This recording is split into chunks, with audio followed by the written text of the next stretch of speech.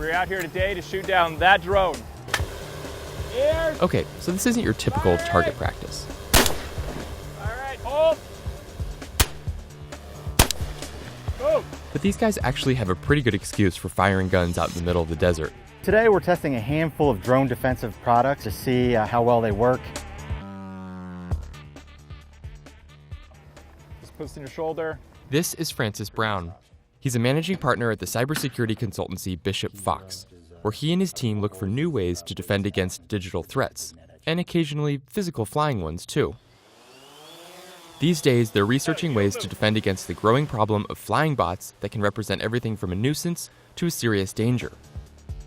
Dozens of companies already offer drone defense options, but Brown says they're often designed for the military, like laser weapons and radio frequency jammers, or they're just too expensive and impractical. Not everyone has an eagle on hand. We need some cost-effective, more practical. We need a range of solutions. And that brings us back out here, where his team is trying to figure out which of these new gadgets is best at taking down a rogue drone. First, we're going to go ahead and try the Skynet shotgun shells, which are 12-gauge shotgun shells that deploy a net specifically to try to take down drones. The Skynet shotgun shells are one of the simpler drone defense options available. Just $20 for 3, and they can be fired from any traditional shotgun. The difference, of course, is the netting, which wraps around the drone's propellers to take it down. The Skynets were extremely effective. They're the cheapest out of all the solutions by far. From 70 feet out, it took them 3 to 5 shots per drone. Number 2, we're going to go ahead and try to test these flashlight net guns. They look like a flashlight. Pull them out of your belt. Up to 45 feet away, you can shoot them and take down drones. Brown tried 2 net guns, one priced at around $775, another at about $500. Kind of misfired, just kind of dribbled out here. Neither model was quite prepared for Arizona's 110-degree weather. Whether it's myth-busted or not, we'll have to see. It's not good for Arizona or warm climates, let's say that for sure. Lastly, the piece de la resistance, the big guy. We have the Sparrow Hawk attached to a huge DJI M600 drone, and essentially it's going to be some air-to-air combat.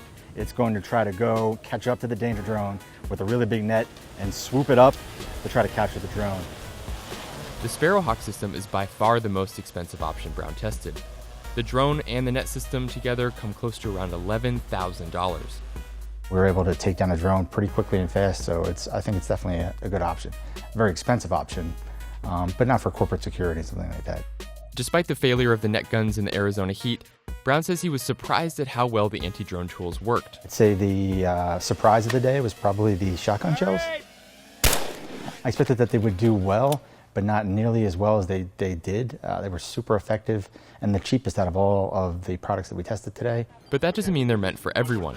I would say the shotgun shells are probably useful in certain scenarios, but they can be extremely dangerous. I think they could hurt somebody, so I think it would be extremely limited in where you can use them. You wouldn't be able to use them in cities, you wouldn't be able to use them in suburbs. He notes that each tool has a specific limited application, especially at long distances. And that means it could be years before corporations, first responders, or even governments are equipped with the tools they need to deal with annoying or even dangerous drones. Even then, drone pilots will likely adapt to circumvent anti-drone systems in a continuing cat-and-mouse game. Brown's tests show there are real, practical tools for dealing with the coming age of flying robots. But these drone wars are just getting started.